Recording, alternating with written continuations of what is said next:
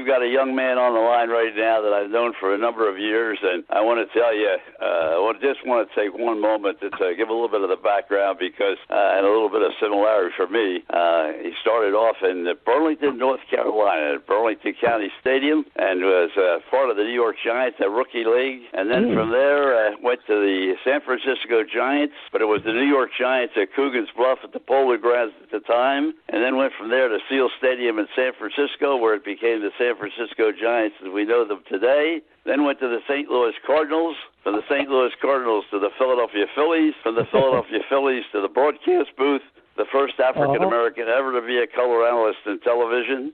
From there to the New York Yankees, where he worked with one of the great broadcasting crews of all time, and from there to the president of the National League.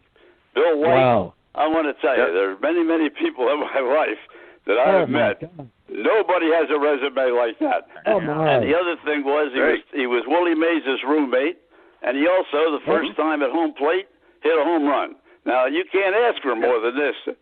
Billy, that's for sure. When you write a biography, you can write 3 books.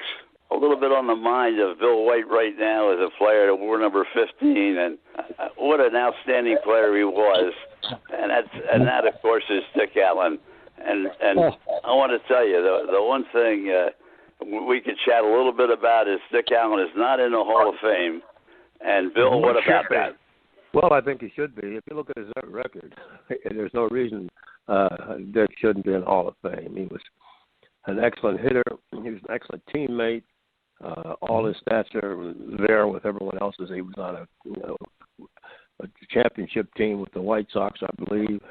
At 86, you forget a lot of those things, but I don't forget playing with him and against him. We feared him, and I played with him the 1 year, and he certainly helped me because I hit just ahead of him, I think, or behind him. Either I hit with men on base or they were very careful for me because they didn't want to pitch to him. So it was great, great playing with him. I didn't like the change when they merged the leagues. I thought the separate leagues was great and more competitive and whatever, but they made the change, and that's one of the reasons I moved on. But I liked the distinct leagues. We played differently in the National League. We stole bases. We knocked guys down. We had more competitive teams. In the American League, the Yankees always won. Yeah, right. We beat them in 64 or something like that. Then it got to be more competitive. But our league was a league of stealing bases, knocking guys down, being competitive, and their league was just a nice league. But now I will say this: I suppose that today through the structure and through this new commissioner, from a financial standpoint, I guess they're doing better. But from a competitive standpoint, I don't even know the damn teams anymore. I think one of the things to be interesting for you to talk about is that 2 of the great organizations, the St. Louis Cardinals, I think they were the cream de la cream in the National League for so many years. The New York Yankees were the cream de la cream in the American League. And you came up, even though the Giants for a couple of years in Coogan's Bluff, but then to the Cardinals. How about that transition? Because the Phillies, when you got there, were just starting to make their move. They were a terrible organization, but you were there when they started to make their move. Well, I was there.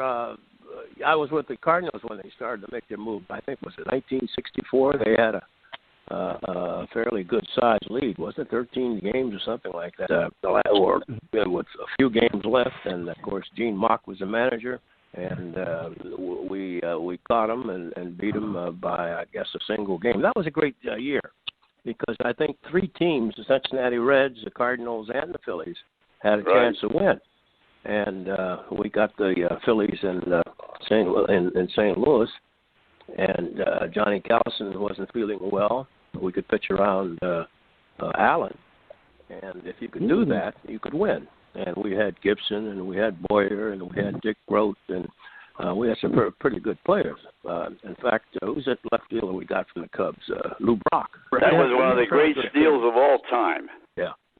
I think we sent a couple of pitchers up there to Chicago for Brock, and of course he's in the Hall of Fame now. He's not feeling well, and we hope that he does, gets well. But Lou was a catalyst for us winning that year. and Boyard led the league, I think, in runs batted in. And we just had a good we had Dick Grote playing shortstop. Julian Hoffner played at second base, and we just had some pretty good team players, I think, that year. Everybody did the job, and the manager Johnny Keane didn't ask more of us than we could do. Just a good group of people, and Keane knew how to manage us and let us play. And that was very important because I think we were down 11 games at one point, caught the Phillies and beat them. I think it's very interesting that you went through so many transitions in your career, and not just going up to the broadcast booth. We'll get to that in just a second. But you were in St. Louis, which was really the hotbed when Jackie Robinson came in. You see the original movie with Jackie, and then you see I didn't like the second movie that much, but the incident first base and Pee Wee Reese and Gil Hodges and so forth. You came into a city, St. Louis, which was really difficult when Jackie came in, and you came into Philly, which also was a little bit difficult at times. You got to the broadcast booth. You also went through Curt Flood, the problems there. You've had a very interesting off-the-field career. Well, that's true. Some interesting people off the field and on the field, as you mentioned. But and also, the one thing that people don't talk about, though, are the people who ran baseball during that period. For the Cardinals, we had Bing Devine, and we had people who helped change, especially in St. Louis. We got to St. Louis, and of course, you mentioned Jackie that couldn't stay in hotels and a lot of other things. I think some of that was changed by the time I got there. But we changed. They still had remnants of a difficult time in St. Louis, and we changed all that. I didn't do it. Bob Gibson. We had Curt Flood. We finally got Lou Brock. We had a lot of people who said this isn't the way it should be. And obviously, and spring training was a big thing. Spring training in Florida, the Cardinals decided to not abide by those laws down there, and they bought a motel, and everybody stayed there.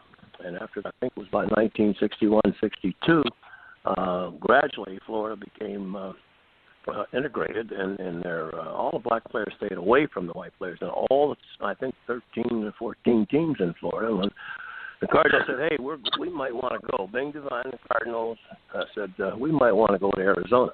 And I think Arizona only had 3 teams then, and so within a few years, Florida wanted to keep the teams in Florida, so they had to make big changes in that state. I was born in Florida, northwestern part of Florida, but I left. I was going to say you were a Floridian before you got to Ohio. The first game I think I might have seen in Cleveland, it was an exhibition game when Jackie Robinson first came in. They had 84,000 people there, and I think I was in maybe 7th, 8th, 9th grade. I'm not sure. But they filled the stadium, 83,000 people, the exhibition game between Cleveland and the Dodgers. I think Bill Veeck owned the team then. One of the things I wanted to bring up, because and Bill and I were talking about this last night, we're both the same age. And, it's amazing because Bill has stepped back. For a person that was in the limelight for such a long period of time, to winding up president of the National League, and Bill, maybe you'd talk a little bit about why you made the decision that you were going to step away. We don't really see very much of you. Well, first of all, I just lucked up and got into baseball. I had to really, I was a pre-med student at a local college called Hiram in Ohio, and my mother really wanted me to go that way. And the Giants, I think in 19, whatever it was, came in with a big bonus, $2,500 to play baseball. My mother said, you're going to finish. But I talked her into signing, and we went through the Giants farm system, playing in tough places in Carolina and Virginia. And it's the Carolina League back in 19, I guess, I forget the date. So it's been so far back, but that was tough. But I made the right decision, I think. And also when I got, we had some difficulties with the American League as I was older in my fourth year and final year there. And they decided to merge leagues and do some other things that I didn't particularly care for. So I said, I'm going home. I quit. And they asked me to stay another year, so I stayed that fifth year. And when they finally couldn't get a commissioner, I said, well, see you later. And I just left. I was living in New York. I'm a country boy. And I just decided that I'm going to resign, retire, and that's what I've done. And I've sort of gotten away from the baseball and the publicity. You were the first African American to step into the TV booth as an analyst. Talk about how that happened with the Philadelphia Phillies, and it seemed like not that you were in the right place at the right time, but you made your way into different situations which gave you opportunities that other people wouldn't have had. Well, when I came to Philly, I don't think I'd done any. Yeah, I had. When I came to Philly as a player, I think I had done some broadcasting in the winters in St. Louis for KMOX radio. Bob Hyland brought me in, so I learned a lot about. I not only learned from Jack Buck and guys like that in St. Louis, but I also went out with people. We sold ads and whatever. And when I was traded to the Phillies, I had that kind of a background, and they asked me to do a TV show. I had about a 5-minute interview with players from both teams. Channel 6, that's right. And we did that. Fortunately, I didn't want to do it at the beginning because I knew Philly fans were tough. I got out, I'd go out there and strike out a few times. Nobody's going to watch that show. In fact, if they watch it and call in, they're going to get on me. But fortunately, we did that. Great experience. And then we went to Channel 6 in Philadelphia with Lou Klein and the group, and Bill Wendell, who sort of made me very much aware of what was going on in Philly in sports. And what I'm saying is a lot of people helped me. And I was willing to learn, willing to listen, and made use of that. We had some clowns on our team. Euchre kept us loose, and he wasn't a bad catcher. Couldn't hit anything, but he wasn't bad. He could hit Koufax. He's the only one on our team that hit Koufax. Euchre swung the bat the same level all the time, and Sandy's fastball rose. And, of course, a fairly good hitter would swing under it. But Euchre swung the bat the same place all the time. And Sandy just happened to hit his bat most of the time. But I think Euchre was the only hits in baseball were against Sandy. And, of course, no one else on our team got hit. So we'd lose it. The gift of pitching, we'd lose it 1-0. But baseball was fun then. We had some characters. You mentioned Euchre. A lot of people had a lot of fun back there, and, of course, the money wasn't there, so we had to have fun to enjoy it. Bill White is our special guest here on this Wednesday night, and really coming out of we're bringing him out of retirement again to come on and join us for a few minutes on the show, and I appreciate it so much. And Billy Wendell, as we mentioned at the top. But I want to go back to Richie Allen, Dick Allen, I shouldn't say Richie, Dick Allen. I can't remember. He had a real good friend of his that really kept me pretty much informed on what Dick was doing and why he was doing it. A little Italian agent, but I wasn't a real agent, but he was a fellow that was a real friendly with Dick Allen, and he always, anytime anything ever came up, he always told me, well, ask Dick Allen this, ask Dick Allen that. Give us a thumbnail sketch as a teammate. What was Dick Allen really like? Well, I never met a guy who loved baseball more. He loved baseball, and he worked hard on it. Dick would come out early and hit. He had to hit late. He worked hard at trying to become an excellent third baseman. When I came in, he hurt himself, I think, in Chicago, I believe. They put him in the outfield. But I've never played with a player who hustled more. I played with Willie Mays. I played with a lot of guys. But I've never played, and Willie hustled on offense and defense. He'd take the extra base, he'd run in the walls. Dick Allen, if I hit a pop-up, I'd end up between first and second. If he hit a pop-up, of course, it's twice the highest mine. He'd end up between second and third. He hustled. Off the field, people say, well, he did this. I don't care what a guy does off the field as long as it's legitimate. But on the field, I've never played with a player that hustled more than Dick Allen and who got more results than Dick Allen. I believe it was Chicago White Sox. He won a pennant World Series for him 1 year. And he, of all the guys I played with, who are not in the Hall of Fame, There's quite a few of them, Mays and Cepeda and Marichal and Gibson. Dick Allen belongs, in my opinion, to that group. I played with him and against him. I played with the guys I mentioned and against him. I played with Dick Allen and against him. We feared him when I was with the Cardinals, and I loved him when I was with the Phillies. Because he either batted before me or after me. So if he batted before me, I got a chance to drive in runs, and after me, I got a chance to score some runs. I have never played with a player, and I played with Mays. I'm thinking of the guys. I played against the guy, Pete Rose, with Cincinnati, who'd run the first base on a walk. But Dick Allen hustled as much as any player that I've seen played with or against. So they can't hold that against him. And if you look at his stats are just as good as many of the players, except the extreme guys like maybe Mays, who played a lot of years, and a few others who played a lot of years and played on good teams and drove in runs. I really, when I was with the Hall of Fame, I pushed him. I think he belongs. And if you look at his records and compare him with some of the guys who are in there, I think one thing happened, though. He upset the owner of the Chicago White Sox because Dick demanded to be paid, and he also sometimes he wouldn't take batting practice. But I believe that year he was MVP in the American League.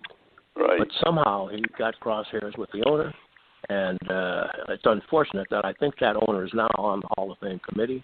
And I think, hopefully, I'm wrong.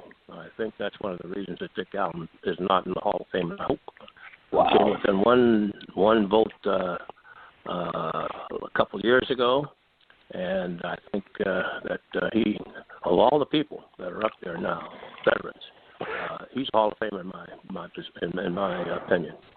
And Bill White, the other thing was that when he went to Chicago, not a home run hitting ballpark. Went to St. Louis, not a home run hitting ballpark. And when he took that 42-ounce bat to the plate, he could hit out of Grand Canyon. Right. I took it up once. I took it up once. We're playing in Atlanta in that little ballpark there. Ball hit it well, it goes out. And so I took that 42-ouncer up, and I hit a fly ball to left center field. Next time up, foul ball out. Next time I couldn't get it around. Third time I put it down. I could not swing that bat more than 3 times in a one-ball game. And so I had about a 30, maybe 36, most times 32, 34, depending on the pitcher. But I couldn't swing Dick Allen's bat. And I can understand why when he made contact, and he made it often, that the ball went out. He was one of the best ball players I played with, and I played with Mays. I played with and against Mays, with and against Cepeda, with and against a lot of players. And Dick Allen is up there with him, in my opinion, and I believe he belongs in the Hall of Fame. Well, I'll give you one game. We're playing in L.A. Gibson's on the mound for us, and I think it's not later when he's such a great pitcher. He was so great. And Sandy was on the mound for the Dodgers, and we're going into the late innings, and I think it's either 0-0 or 1-0. And and when you can play that, and when you got those two guys out there, in LA, you want to get the game over fast. The game will get you over fast quickly. So we're playing about, I don't know, probably close to an hour, less than an hour, when they were playing, 2.5, 3-hour games, and Bob threw a pitch up to Tommy Davis inside, and Davis backed off, guessed for it, hit it out. So it's a 1-0 game. And we're going in, and I'm a veteran. And I said, Bob, doggone it, why did you change? He says, I thought I got tricking. That means fooling, with a fastball versus a breaking ball. And I think that was the last mistake Bob made in the years I played with. And Sandy, of course, he had that fastball that ran up. He couldn't hit in the big curveball. Left-hander couldn't touch him. And those are two guys who not only were great pitchers, they're good people. Good people. And that was more important to me in later life, because I got to know Sandy very well, and of course I knew Gibson. And by the way, he hit me the first time he faced me when I was with the Phillies. Gibson did. Wow. Well, Bill, you told me that Richie's Dick Allen's a little bit under the weather at the moment. I hope it's nothing serious. Yeah. I'm down in Florida, and I haven't had a chance, obviously, to see the local Philly papers. Is he doing okay?